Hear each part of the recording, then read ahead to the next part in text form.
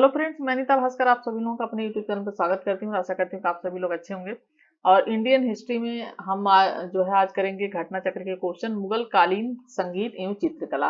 और पहले मैंने इसमें प्राचीन भारतीय इतिहास और मुगल काल के औरंगजेब तक सारे करा दिए थे, और उसके बाद मैंने मुगल काल का शासन प्रबंध की एक वीडियो अपलोड किया है।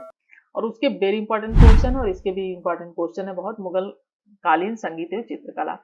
तो चलिए शुरू करते हैं। फर्स्ट क्वेश्चन है हमारा फ्रेंड्स, मुगल चित्रकला के विषय में कौन सा कथन सत्य है। ठीक है, कौन सा कथन सत्य है मुगल चित्र कला के विषय में।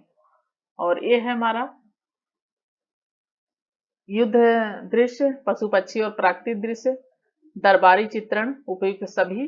तो फर्स्ट क्वेश्चन का हमारा राइट आंसर है उपयुक्त सभी। ये सभी सही हैं, जो युद्ध दृश्य और पशु पक्षी, प्राकृतिक दृश्य, दरबारी चित्रण। थोड़ा डिटेल देख लेते हैं। मुगल चित्रों में उपयुक्त सभी से संबंधित चित्रों का अंकन किया है उस्ताद मंसूर। इसका आपको नाम याद रखना है।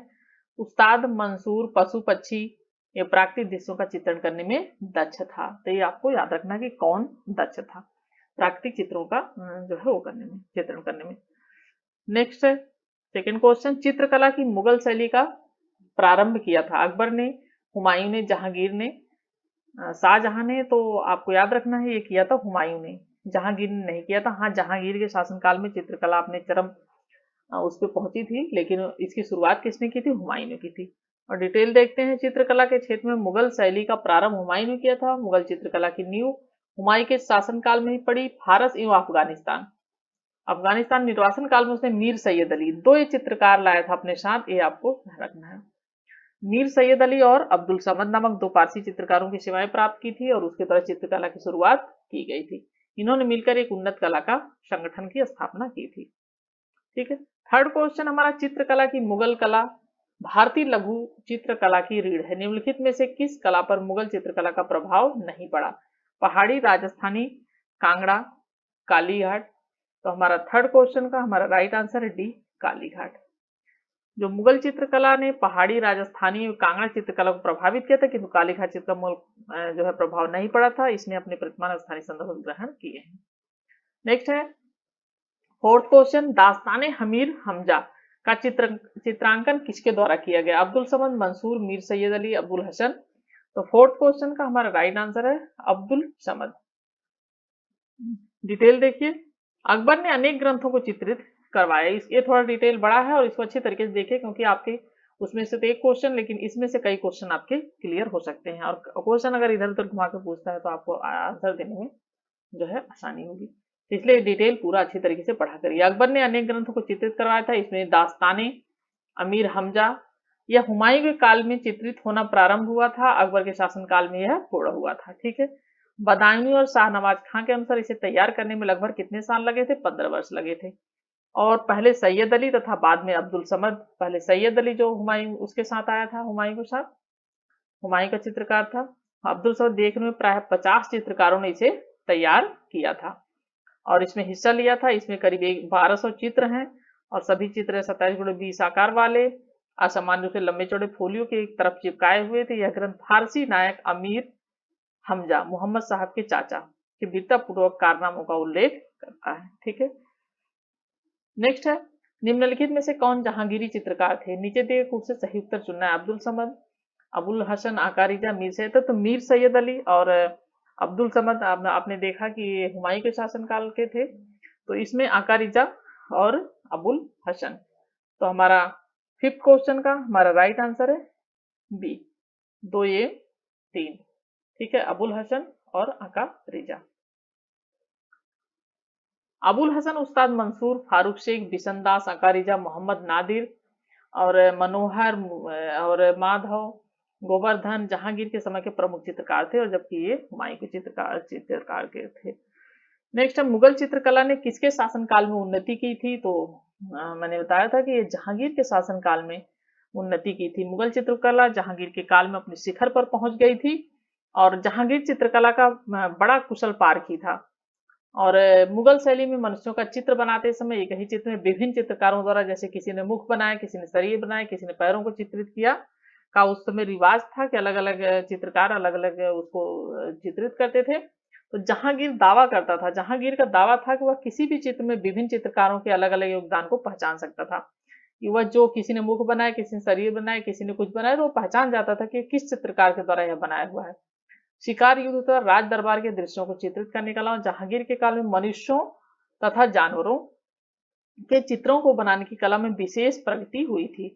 जहांगीर के दरबार में सुप्रसिद्ध चित्रकारों में अबुल हसन था, जिसे नादिर उद जमा की उपाधि दी गई थी। उस्ताद मंसूर नादिर उल असर की उपाधि दी गई थी इसे।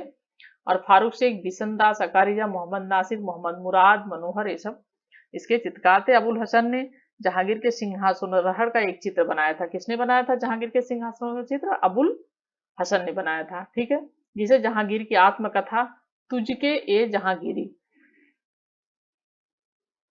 तुझके ए जहांगीरी, अबुल की जो इसकी जो आत्मकथा थी जहांगीर की, जब मुख्य पृष्ठ पर लगा दिया था। इस प्रकार जहांगीर के काल को मुगल चित्रकला का स्वर्ण युग कहा जाता था। ठीक है, और तुझके जहांगीरी किस भाषा में है ये भी पूछता है, तो फारसी भाषा में है। नेक्स्ट है, जहांगीर ने मुख्यतः निम्नलिखित में से किस कला को संरक्षण दिया था? चित्रकला, स्थापत्य कला, मूर्ति कला, संगीत कला। तो 7th क्वेश्चन का राइट आंसर है चित्रकला। नेक्स्ट है 8 क्वेश्चन, पहाड़ी school, Rajput school, Mughal school और कांगड़ा स्कूल निम्नलिखित में से किस कला की विभिन्न शैलियों को प्रदर्शित करते हैं? तो शिल्प कला, चित्रकला, नृत्य और संगीत। तो हमारा राइट आंसर है बी, चित्रकला। ठीक है, नेक्स्ट हमारा, ये थोड़ा सा मैंने डिटेल लिया था तो थोड़ा सा देख लेते हैं। पहाड़ी स्कूल, राजपूत, मुगल और कांगड़ा स्कूल सभी मध्यकालीन चित्रकला विभिन्न शैलियां हैं। ये क्या है? शैलियां हैं सारी।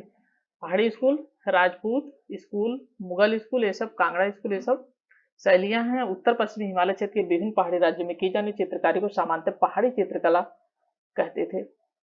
ठीक है, नेक्स्ट है किशनगढ़ शैली किस कला के लिए प्रसिद्ध है?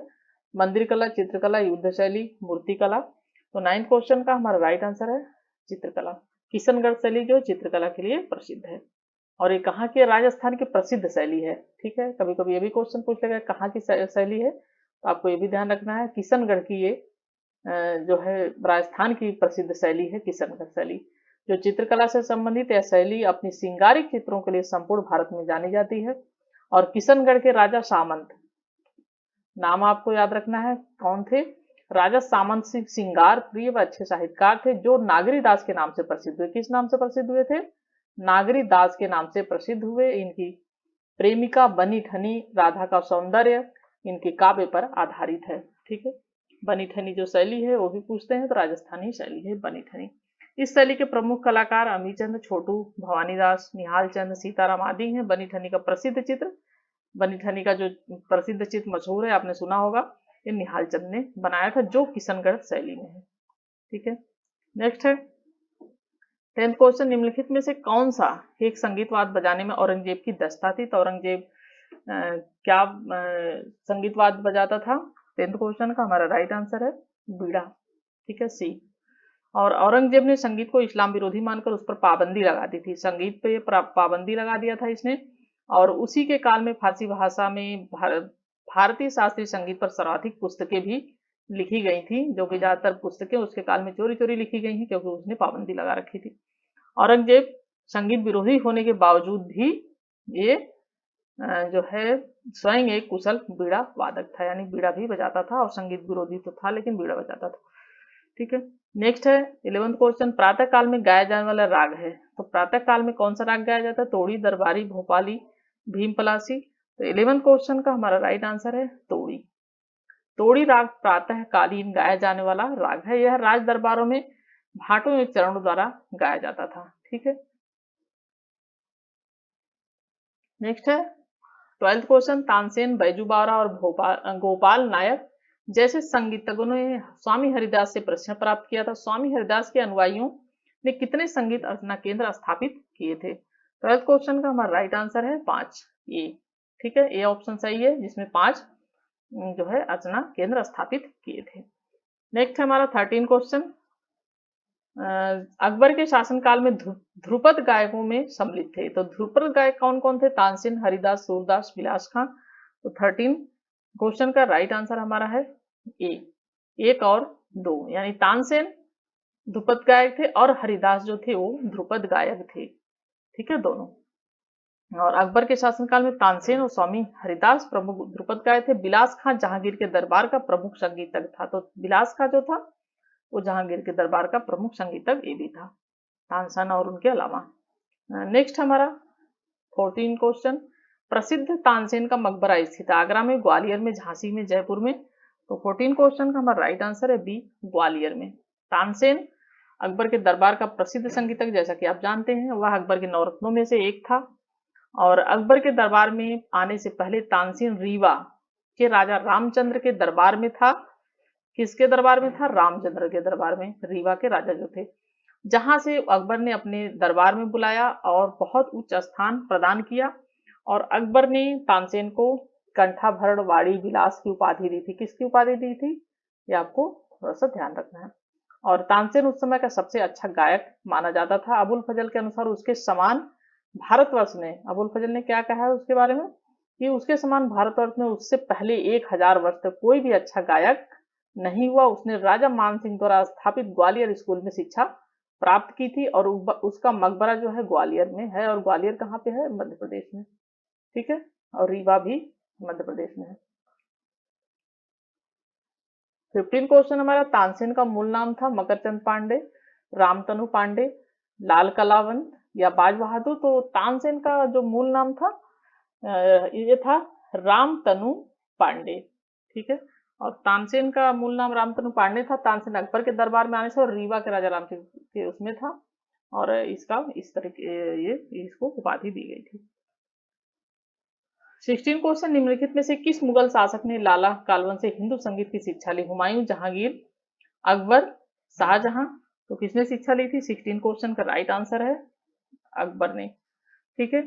अकबर ने शिक्षा ली थी। और मुगल शासक अकबर नगाड़ा बजाने में प्रवीण था, ठीक है। औरंगजेब बीड़ा बजाने में, और जो अकबर था वो नगाड़ा बजाने में प्रवीण था। और इसने लाला कलावन से हिंदू संगीत इसकी शिक्षा ली थी। तो हमारे ये 16 क्वेश्चन कंप्लीट हो गए। आशा करती हूँ कि क्वेश्चन आपको पसंद आए होंगे, और पसंद आए तो लाइक शेयर कमेंट जरूर करें। वीडियो को जिन लोगों ने सब्सक्राइब नहीं किया वो सब्सक्राइब अवश्य कर लें। Thank you friends, thank you for watching video.